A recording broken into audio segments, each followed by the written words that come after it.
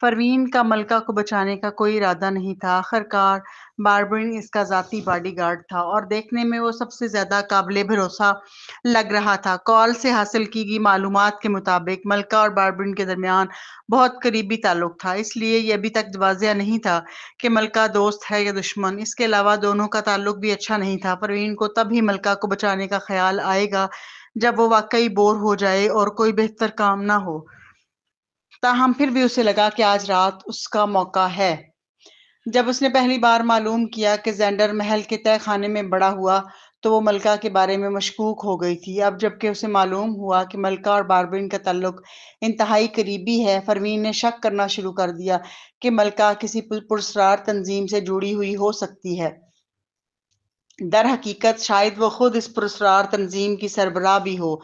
Truman تو بس جوان ماسٹر تھا، اس کا باپ حقیقی لیڈر کہلایا جا سکتا تھا، لیکن اگر اس کا باپ دراصل ملکہ کی خدمت کر رہا ہو تو آخرکار ملکہ کے پاس طاقت بھی تھی اور وہ ایک ریاست کی سربراہ تھی۔ آخرکار لہٰذا پروین چاہتی تھی کہ وہ اس کے کمرے میں چھپ کر جا کر سچائی معلوم کرے، مگر باربرن کے موجود ہونے کی وجہ سے وہ بالکل بھی چھپ نہیں سکتی تھی۔ اس جیسے طاقتور محافظ کے ساتھ پکڑے جانے کے امکانات بہت زیادہ تھے۔ اگرچہ بلیک کیٹ تیز اور پھرتیلا تھا اور دنیا میں تقریباً ہر جگہ جا سکتا تھا، لیکن کیا یہ زیادہ محفوظ نہ ہوتا اگر باربرن وہاں نہ ہوتا؟ اس لیے آج رات اس کا موقع تھا۔ پروین نے فون رکھ دیا، پھر وہ جمائی لے کر لابی کی طرف چل دی۔ بلیک پینتھر اور دیگر لوگ لابی میں گشت کر رہے تھے۔ ملکہ کے فلور سے دور ہونے کا فائدہ یہ تھا کہ وہ نسبتاً زیادہ آرام دہ تھے۔ پروین کو دیکھ کر بلیک پینتھر جلدی سے پوچھا، کیا بات ہے؟ پروین نے جواب دیا، چونکہ آج رات تمہیں میری ضرورت نہیں، میں واپس جا رہی ہوں۔ بلیک پینتھر حیران رہ گیا، واپس کیوں جا رہی ہوں؟ بالکل جیسے یہ بالکل درست اور جائز ہو، پروین نے کہا، سونے کے لیے۔ بلیک پینتھر اور بھی زیادہ حیران ہو گیا، کار میں نہیں سو سکتی؟ وہاں آرام دہ نہیں ہے، پروین نے جواب دیا۔ بلیک پینتھر لعنت، وہ واقعی بھڑک رہا تھا۔ وہ کیا سمجھتی ہے کہ مشن کیا ہے؟ کیا وہ واقعی سوچتی ہے کہ یہ سب اتنی غیر سنجیدگی سے کیا جا سکتا ہے؟ وہ بولنا چاہتا تھا مگر پروین نے اسے موقع ہی نہ دیا اور وہاں سے نکل گئی۔ بلیک پینتھر پروین کو دیکھ کر وہ اتنا بھی غصہ نہیں نکال سکا، وہ بس دل میں خفا ہو کر سوچ رہا تھا، اگر بلیک کیٹ یہاں ہوتی تو وہ کبھی ایسا نہ کرتی۔ وہ عورت واقعی بہت غیر پیشہ ور تھی۔ اس کے رد عمل کو دیکھ کر ایڈورڈ، جو اس کے قریب تھا، نے موقع غنیمت جانا اور طنز کرنے لگا۔ اس نے کہا، خواتین تو بس مصیبت ہی ہیں میری رائے میں۔ دیکھو بلیک کیٹ کو کیا یہ رویہ ہے جو اسے ایک قاتل کے صورت پر مشن کے دوران اختیار کرنا چاہیے؟ بس کار میں آرام نہ ہونے کی وجہ سے وہ سونے جا رہی ہے۔ بلیک پینتھر شدید پریشان اور مظلوم محسوس کر رہا تھا۔ وہ جانتا تھا کہ ایڈورڈ جان بوجھ کر یہ کہہ رہا ہے کہ یہ بلیک کیٹ جعلی ہے، یعنی وہ بلیک کیٹ کے نام کو بدنام کر رہا ہے۔ آخرکار بلیک پینتھر اپنی رائے تبدیل نہیں کر سکا، کیونکہ پروین صرف ایک امیر خاندان کی نوجوان لڑکی ہے، نہ کہ اصلی بلیک کیٹ۔ وہ بس اپنے غصے کو نگل سکتا تھا۔ پروین تاہم دونوں مردوں کے جھگڑے پر کوئی دھیان نہیں دے رہی تھی۔ ہوٹل سے نکل کر اس نے ماسک اتارا، ہوٹل کے ایک چھپے ہوئے حصے سے ایک گہرے رنگ کے کپڑوں کا سیٹ نکالا جو اس نے پہلے سے چھپایا ہوا تھا اور پہن لیا۔ آنے سے پہلے وہی جگہ کی نگرانی کر چکی تھی۔ آخرکار اگر ملکہ واقعی پراسرار تنظیم یا بین الاقوامی حیاتیاتی جین سیرم کے کیس سے جڑی ہوئی ہو تو پروین یقینی طور پر اسے سبق سکھائے گی۔ 1000 سے زائد بچوں میں سے جن پر تجربات کیے گئے صرف 5 باقی ہیں۔ یہ پروین سے متعلق نہیں تھا، مگر زینڈر کو وہ لوگ 5 سال تک قید میں رکھے ہوئے تھے۔ حالانکہ اسے اپنے بیٹے کو ڈھونڈنے کے بعد سطح پر بہت پرسکون اور غیر محسوس لگ رہی تھی، لیکن جب بھی وہ سوچتی کہ اس کے بیٹے نے 5 سال ایسے حالات میں گزارے، اس کا غصہ بڑھ جاتا۔ وہ یقینی طور پر اس کے لیے انتقام لے گی۔ وہ سیدھے ہوٹل کی عمارت کے پچھلے حصے کی طرف چل دی۔ فوراً ہی اس نے گارڈز کے شفٹ بدلنے کے موقع سے فائدہ اٹھایا، اینٹی سلپ دستانے پہنے اور دیوار پر چڑھ گئی۔ اس کی حرکتیں ایک بلی کی طرح پھرتیلی اور چالاک تھیں۔ وہ عمارت کے ساتھ چپک گئی۔ چونکہ شام کا وقت تھا اور روشنی ابھی پوری طرح روشن نہیں ہوئی تھی، کوئی بھی اسے نہ دیکھے گا جب تک کہ قریب سے نہ دیکھا جائے۔ پروین سیدھے ملکہ کے فلور تک پہنچ گئی اور صورتحال دیکھنے کے لیے کھڑکی سے جھانکا۔ جب وہ ملکہ کے کمرے تک پہنچی تو ایک ہاتھ سے دیوار پر جھولی اور دوسرے ہاتھ سے ایک پتلی تار نکالی، پھر اس سے اندر داخل کیا، تھوڑا سا چھیڑا اور کھڑکی فوراً کھل گئی۔ کسی کے رد عمل سے پہلے وہ ایک جھٹکے سے اندر داخل ہو گئی۔ اس کی حرکتیں ہموار اور رواں تھیں۔ اس نے گارڈز کی توجہ نہیں کھینچی۔ ملکہ کا سویٹ بہت بڑا تھا۔ پروین نے فوراً ایک الماری تلاش کی اور اس میں چھپ گئی۔ اسی وقت ملکہ مطالعہ خانے سے دستاویز لے کر باہر آئیں۔ ان کے ساتھ چلنے والا شاہی معاون انہیں برطانیہ کے کچھ معاملات کے بارے میں رپورٹ دے رہا تھا۔ پروین کو بات چیت میں دلچسپی نہیں تھی، یہاں تک کہ معاون نے اچانک پوچھا، ملکہ آپ نے ہمیشہ کنگ کا ذکر کیا ہے، لیکن وہ حقیقت میں کون ہے؟ اس سوال پر ملکہ نے ایک نام بتایا، سالس۔ یہ دو الفاظ کمرے میں گونج اٹھے۔ ملکہ ویلش میں بات کر رہی تھی۔ یہ معاون وہی ذیلی افسر تھا جس پر ملکہ سب سے زیادہ اعتماد کرتی تھی۔ اگرچہ نام کو باہر والوں سے کہنا ممنوع تھا، لیکن اتنے دنوں کے بعد ملکہ آج بالآخر اسے آواز دے کر کہہ نہ سکی۔ معاون حیران ہوئی لیکن روشنی حاصل ہوئی۔ اس نے کہا، کوئی تعجب نہیں، آپ اس کے ساتھ الگ سلوک کرتی ہیں۔ صرف الگ سلوک تک محدود نہیں تھا۔ اگر یہ مرد شاہی خاندان میں شادی نہیں کر سکتا تو ملکہ اپنی جان دے کر اس سے شادی کر لیتی۔ بدقسمتی سے شاہی خاندان کا تخت وراثت میں ملا تھا اور ملکہ کی اپنی شادی کے معاملات میں کچھ دخل نہ تھا۔ اس کے باوجود ملکہ نے سالس کو سالوں نہیں بھولی۔ جب معاون مزید بات کرنا چاہتی، اس کا موبائل فون بج اٹھا۔ اس نے فون اٹھایا اور پھر ملکہ سے کہا، یہ پرنسس لوسی ہیں۔ ملکہ نے موبائل لیا، صوفے پر بیٹھی اور فون کال سنبھال لی۔ الماری میں پروین خاموشی سے کھڑی تھی۔ یہ معلوم نہیں تھا کہ اس نے ابھی نام سنا یا نہیں۔ صوفے پر پرنسس لوسی کی پیاری آواز فون کے ذریعے آئی، امی آپ کہاں ہیں؟ مجھے آپ کی یاد آ رہی ہے۔ ملکہ نے جواب دیا، میں ہوٹل میں ہوں، کیا تم گشت کرنا چاہتی ہو؟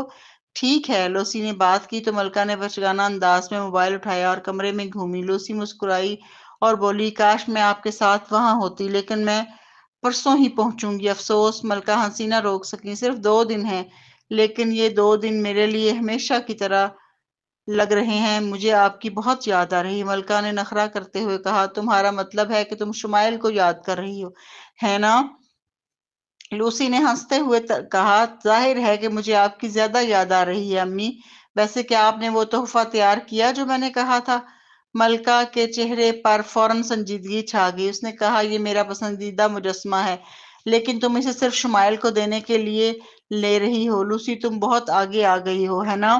لوسی نے منمناتے ہوئے کہا، امی آپ تو بالغ ہیں، ایک بچے سے کسی چیز پر لڑائی کیسے کر سکتی ہیں؟ علاوہ ازیں کیا ہم نے اس پر پہلے ہی اتفاق نہیں کیا تھا؟ میری سب سے معزز شاہی امی۔ اگرچہ ملکہ ناخوش تھیں اور چہرے پر نخرہ تھا، لیکن اس کے باوجود کہا، ٹھیک ہے ٹھیک ہے، اور امی شمائل کی ماں کے لیے بھی تحفہ تیار کرنے میں مدد کرنا، یاد رکھنا۔ ملکہ کا چہرہ فوراً اور بھی سنہرا ہو گیا۔ میں انکار کرتی ہوں۔ او امی، میری شاہی امی، میری سب سے پسندیدہ اور سب سے خوبصورت امی، مجھے معلوم ہے کہ آپ صرف اسے اس لیے پسند نہیں کرتی کہ وہ آپ سے زیادہ خوبصورت ہے۔ ملکہ کا چہرہ مزید سنہرا ہوا۔ لوسی عوامی طور پر سخت اور مقتدر ملکہ کو اس طرح اپنی بیٹی کے ساتھ پیش آتے دیکھ کر پروین نے اسے تھوڑا نیا نظر سے دیکھا۔ لوسی نے کال کاٹ دی۔ ملکہ کے معاون نے پوچھا، کیا میں مس پروین سمتھ کے لیے تحفہ تیار کروں؟ ملکہ نے نخرہ کرتے ہوئے کہا، ہاں کر دو، آخر کار وہ شمائل سمتھ کی ماں ہے۔ جی میڈم۔ معاون نے پھر پوچھا، کیا آپ واقعی یہ مجسمہ اسے دینے والی ہیں؟ ملکہ کے دل میں خیال آیا تو درد ہوا۔ یہ مجسمہ عام نہیں تھا، یہ محدود ایڈیشن کا تھا، جو خاص طور پر ملکہ کے لیے بنایا گیا تھا، کیونکہ انہیں معلوم تھا کہ وہ اسے پسند کرتی ہیں۔ یہ خالص ہونے کا تھا، جس نے شاہی خاندان میں کافی ہلچل مچائی ہوئی تھی اور سب کہتے تھے کہ وہ بہت فضول خرچی کر رہی ہیں۔ شاہی خاندان کو اپنی عوامی شبیہ کا خیال رکھنا تھا۔ اگرچہ وہ عیش و آرام کی زندگی گزارتے تھے، پھر بھی عام لوگوں کے لیے قابل رسائی رہنا ضروری تھا۔ اس وقت ملکہ نے اعلان کیا تھا کہ وہ دوبارہ نہیں مانگیں گی، لہٰذا ایک بار جب وہ دے دیں گی، یہ ہمیشہ کے لیے چلا جائے گا۔ معاون نے اسے تسلی دی اور کہا، میں کیوں نہ اسے ایک عام مجسمے سے بدل دوں؟ پرنسس لوسی ایسی چیزوں میں دلچسپی نہیں رکھتی تو وہ کبھی نہیں جانے گی۔ ملکہ نے ایک لمحے کے لیے ہچکچاہٹ محسوس کی۔ آخر کار انہوں نے آہ بھری، چھوڑو اسے دے دو، آخر میں ایک بچے کے ساتھ کیا جھگڑا کرنا؟ یہ معلوم نہیں تھا کہ وہ بچہ جس کا ذکر کر رہی تھی لوسی تھی یا شمائل۔ جب دونوں بات چیت شروع کرنے والے تھے، اچانک نیچے والے فلور پر ہنگامہ برپا ہو گیا۔ دروازے کے باہر باڈی گارڈز کے کیپٹن نے اچانک کہا، آپ کی عظمت، نیچے آگ لگ گئی ہے۔ آگ بہت تیزی سے پھیل رہی ہے، جلدی کہیں اور منتقل ہو جائیں۔ جیسے ہی انہوں نے بات کی، آگ فوراً اوپر والے فلور پر بھی پھیل گئی، جیسے شعلوں کا سانپ۔ یہ واضح تھا کہ یہ شعلے معمول کے نہیں تھے، واضح تھا کہ کسی نے جگہ پر جلن پذیر مواد ڈال دیا ہے۔ وہ ملکہ کو زندہ جلا کر مارنے کی کوشش کر رہے تھے۔ پروین نے بھویں چڑھائیں۔ کون تھا جو ملکہ کے خلاف اتنی شدید دشمنی رکھتا تھا؟ جب وہ سوچ رہی تھی، معاون نے اس کا جواب دیا، یہ پراسرار تنظیم کتنی بھیانک ہے، آپ کے ساتھ ایسا کیسے کر سکتی ہے؟ وہ بیرون ملک سے سوئٹزرلینڈ تک آ رہی ہیں، آپ کی عظمت، جلدی نکلیں۔ پروین حیران رہ گئی، کیا پراسرار تنظیم ملکہ کی جان کے پیچھے تھی؟ کیا اس کا مطلب یہ تھا کہ ملکہ اور پراسرار تنظیم دشمن ہیں؟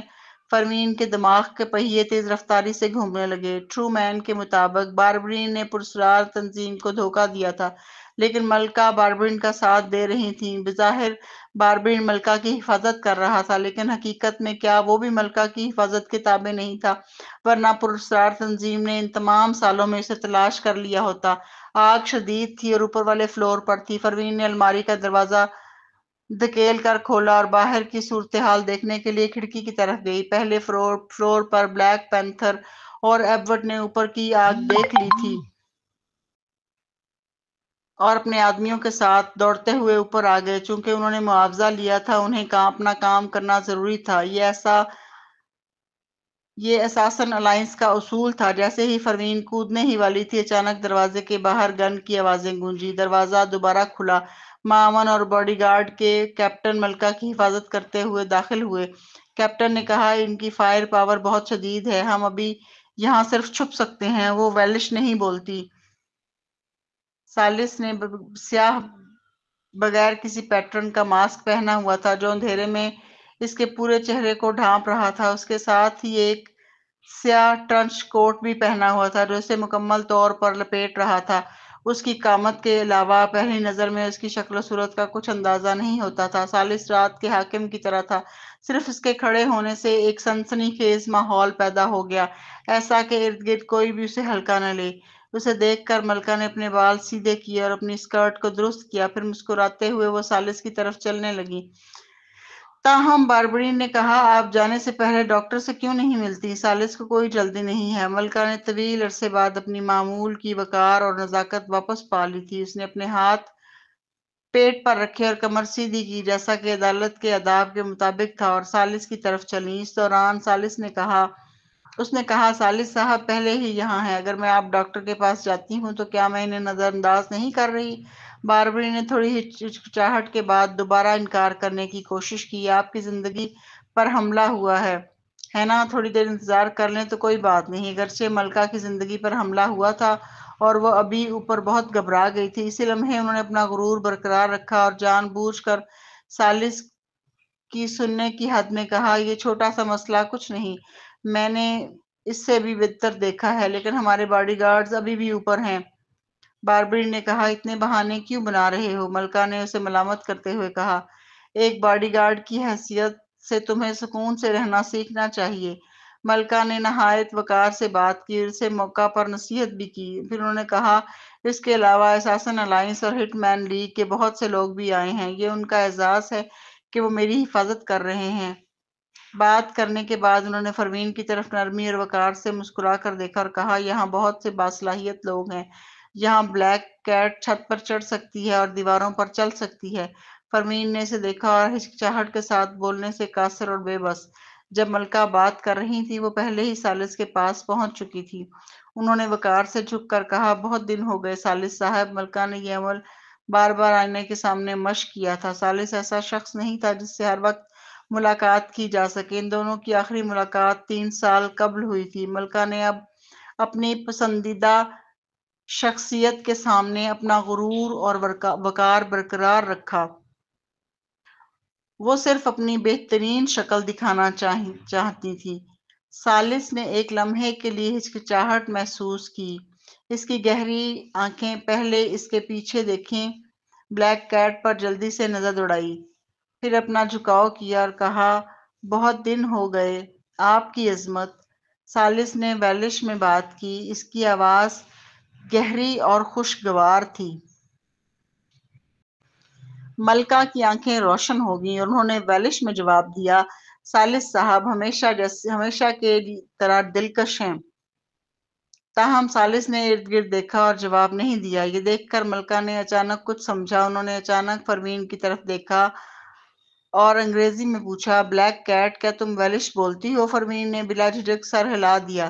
تبھی ملکہ نے ذہن کو سکون دیا۔ شاید ثالث کے کچھ معاملات تھے جو وہ عوام کے سامنے ذکر نہیں کر سکتے تھے، اس لیے انہیں نجی طور پر بات کرنے کی ضرورت تھی۔ علاوہ ازیں بلیک کیٹ ابھی اوپر تھی، کون جانے کب وہاں پہنچی۔ جو کچھ انہوں نے ویلش میں کہا وہ باہر والوں کے کانوں کے لیے مناسب نہیں تھا۔ اب جب معلوم ہوا کہ بلیک کیٹ ویلش نہیں بولتی، وہ مطمئن ہو گئیں۔ تبھی ملکہ نے ثالث کی طرف دیکھا۔ کسی وجہ سے انہیں محسوس ہوا کہ ثالث بھی سکون میں لگ رہے تھے، اگرچہ وہ اب بھی دور لگ رہے تھے۔ ان کے الفاظ زیادہ تر خوشگوار تھے۔ انہوں نے کہا، آپ کی عظمت ہمیشہ کی طرح روشن ہے۔ ملکہ اپنا منہ ڈھانپ کر ہنسی۔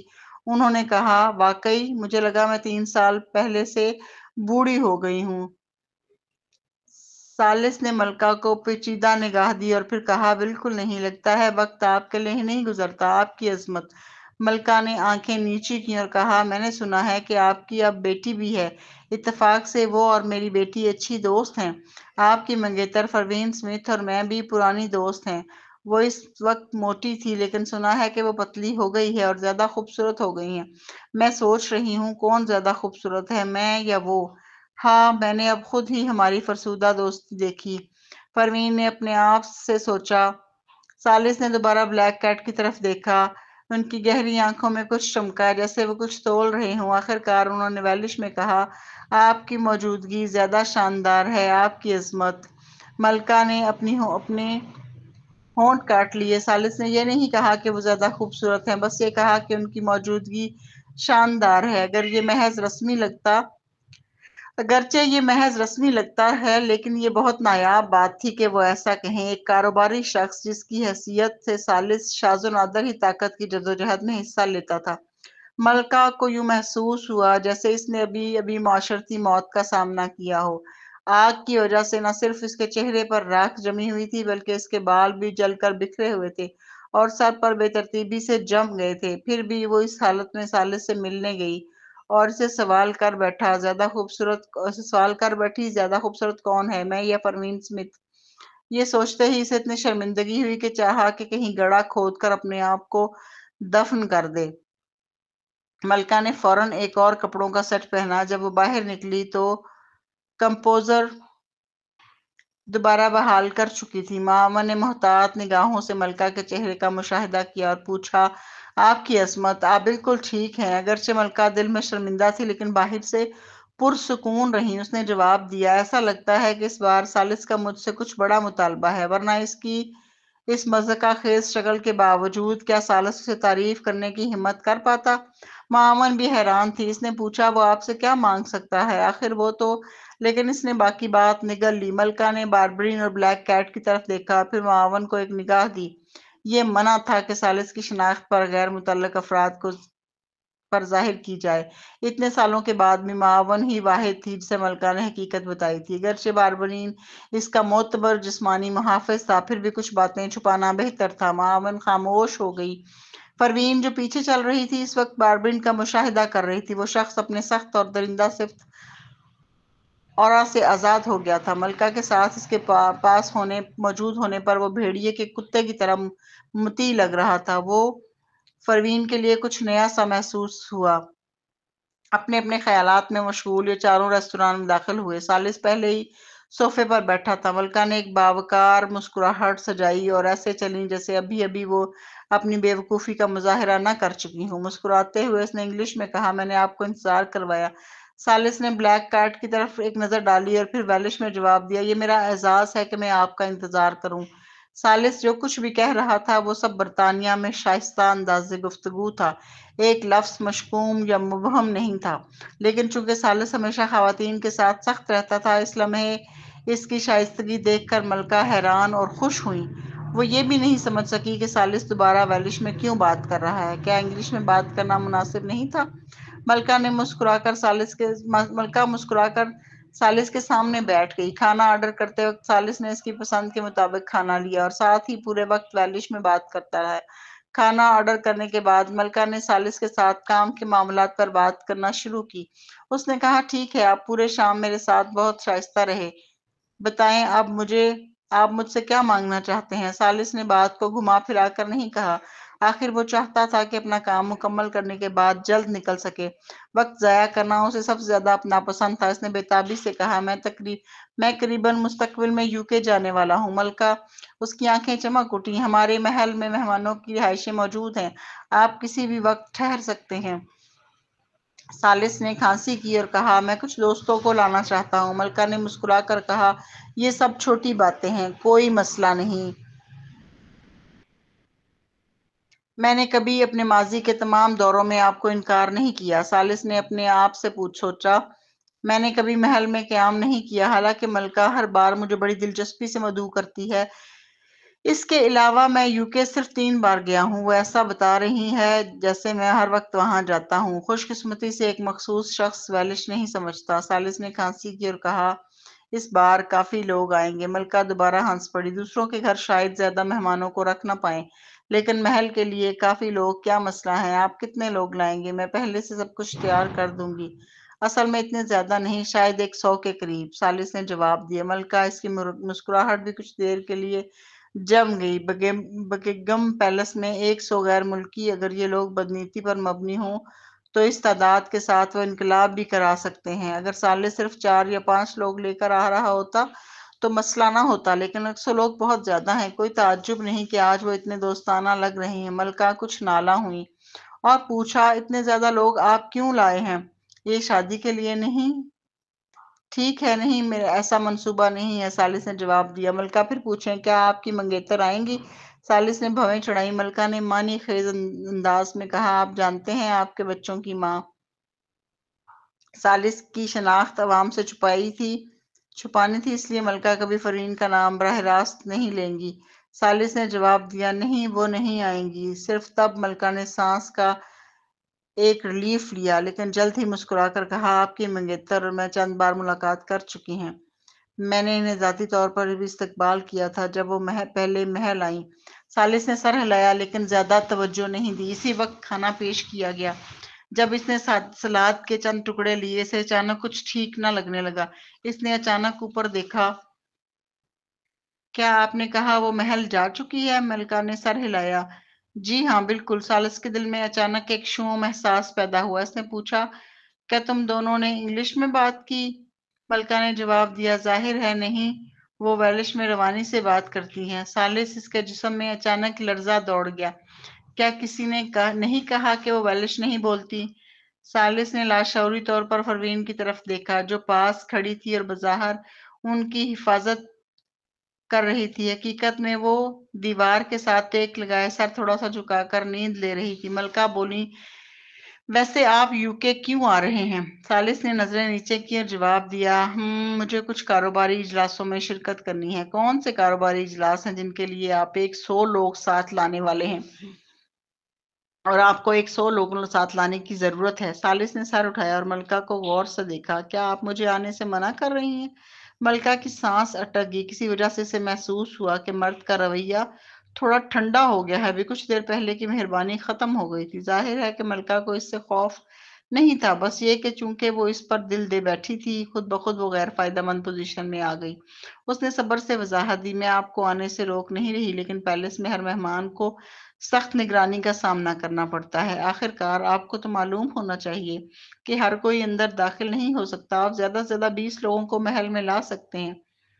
سالس نے سودا بازی کی۔ 70۔ ملکہ نے آہ بھری۔ 70 سے زیادہ 30، اس سے زیادہ نہیں۔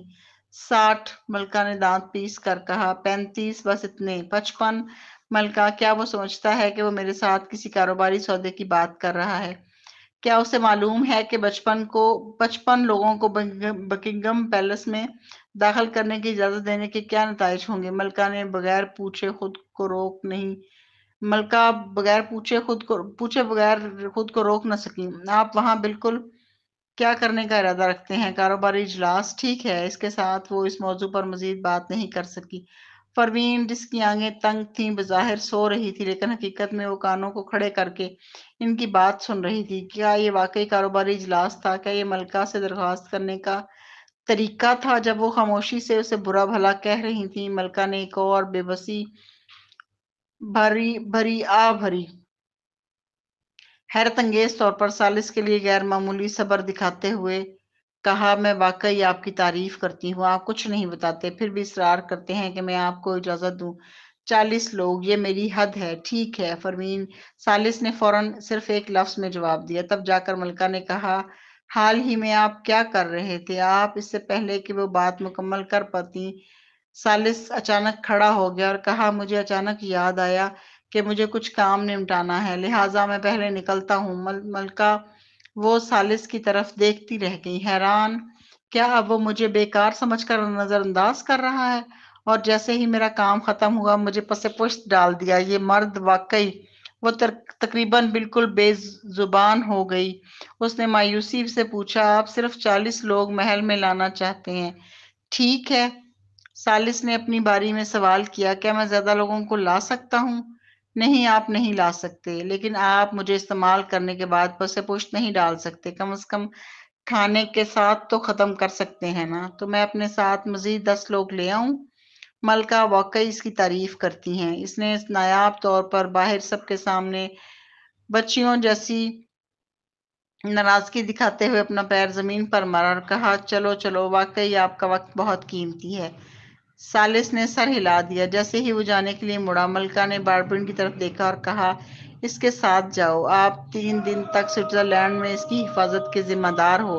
تاہم باربرن نے ویلش میں ناپسندیدگی کے ساتھ کہا، لیکن اگر میں نہ رہا تو آپ کیا کریں گے؟ اگر دوبارہ کسی حملے کا سامنا ہوا جیسے ابھی ہوا تو آپ خطرے میں ہوں گی۔ ملکہ نے سر فخر سے اٹھایا اور کہا، میں نے ہی اسے رابطہ کیا اور سوئٹزرلینڈ آنے کے لیے کہا۔ اگر یہاں واقعی خطرہ ہے تو مجھے اس کی حفاظت یقینی بنانی ہوگی۔ ویسے بھی یہاں بہت سے لوگ موجود ہیں۔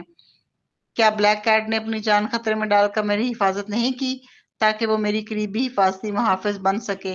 بات کرنے کے بعد اس بات کی فکر کرتے ہوئے کہ باربرن ابھی بھی پریشان ہو سکتا ہے، ملکہ نے فرمین کی طرف دیکھا اور کہا، بلیک کیٹ، چونکہ تم نے میری جان بچائی ہے، میں تمہیں اپنے پاس رہنے اور میری حفاظت کرنے کی اجازت دیتی ہوں۔ یہ کہتے ہوئے اس نے سر فخر سے اٹھایا۔ برطانیہ کی ملکہ ہونے کے ناطے وہ ہمیشہ ستائش کی جاتی رہی۔ مثال کے طور پر 2 بڑی تنظیمیں اسائنس الائنس اور ہٹ مین لیگ اپنی پوری طاقت سے حال ہی میں بچاؤ کی کارروائی میں حصہ لیں۔ ہٹ مین لیگ سے ایبوت کو تو آگ سے جلنے کا سامنا بھی کرنا پڑا۔ اب جبکہ وہ بلیک کیٹ کو یہ موقع دے رہی تھی، وہ بلا شبہ اس کی بے حد شکر گزار ہوگی، لیکن غیر متوقع طور پر جیسے ہی اس نے کہا، بلیک کیٹ آگے بڑھی۔ اس عورت کی آواز سرد اور بے پرواہ تھی۔ نہیں، یہ ٹھیک ہے۔ اس کے جواب نے ملکہ کو حیران کر دیا اور اس نے پوچھا، کیا تم نے اوپر آ کر میری جان بچانے کے لیے اپنی جان خطرے میں نہیں ڈالی تاکہ تم میرے پاس رہ کر میری حفاظت کر سکو؟ نہیں، فرمین نے سالس کی طرف غور سے دیکھا اور کہا، میں نے یہ اس لیے کیا تاکہ میں اس کی حفاظت کر سکوں۔ جب سالس سوئٹزرلینڈ جا رہے ہیں تو کلیفرڈ سوئس وزیر کو ان کی حفاظت کے لیے لوگوں کا انتظام کرنا ہوگا۔ ابھی کچھ دیر پہلے باہر ایک ٹیم پہلے ہی جمع ہو چکی تھی، روانگی کے لیے تیار۔ جب ملکہ نے یہ سنا، اسے انجانے طور پر ایسا محسوس ہوا جیسے اس کے دل میں چھرا گھونپا گیا ہو۔ اس نے بلیک کیٹ کی طرف پھر سالس کی طرف دیکھا، تھوڑا شرمندہ ہو کر کہا، سالس نے کبھی خواتین کو اپنے قریب آنے کی اجازت نہیں دی، تو مجھے خوف ہے کہ یہ ممکن نہیں ہوگا۔ پروین نے بھویں چڑھائیں اور سالس کی طرف دیکھتے ہوئے جواب دیا، واقعی؟ کیوں نہ آپ خود اس سے پوچھیں؟ آخرکار سالس اس بار VIP ہیں۔ کلیفرڈ یقینی طور پر اسے خوش کرنے کو ترجیح دیں گے۔ ملکہ کچھ نالاں ہوئی، اس لیے اس نے سالس سے ویلش میں پوچھا، یہ بلیک کیٹ ہے اساسین الائنس سے، وہ ایک عورت ہے، وہ کہتی ہے کہ وہ آپ کی باڈی گارڈ بننا چاہتی ہے، لیکن مجھے نہیں لگتا کہ آپ اجازت دیں گے۔ جب ملکہ بولی تو اس نے بلیک کیٹ کی طرف دیکھا۔ کسی کو اجازت نہیں تھی کہ وہ اسے رد کرے، خاص طور پر اگر وہ عورت ہو۔ سالس ہمیشہ اعتدال پسند رہے۔ اگر اسے معلوم نہ ہوتا کہ اس کا بیٹا ہے تو وہ سمجھتی کہ اسے مرد پسند ہیں۔ اس کے علاوہ فرمین سمتھ کے سوا سالس کبھی بھی دوسری خواتین کو قریب نہیں آنے دیتے، اس لیے سالس بلیک کیٹ کو یقینی طور پر رد کریں گے۔ جب سالس نے اسے رد کیا تو وہ بھی اسے رد کرے گی، پھر وہ دیکھیں گی کہ بلیک کیٹ کیا کرتی ہے، پھر شرمندہ وہ خود ہوگی۔ सालिस वो जवाब ही देने वाला था कि अचानक ब्लैक कैट की नजर इनकी तरफ गई। किसी वजह से सालिस को ऐसे लगा जैसे ब्लैक कैट ने इनका मास्क पढ़ लिया हो।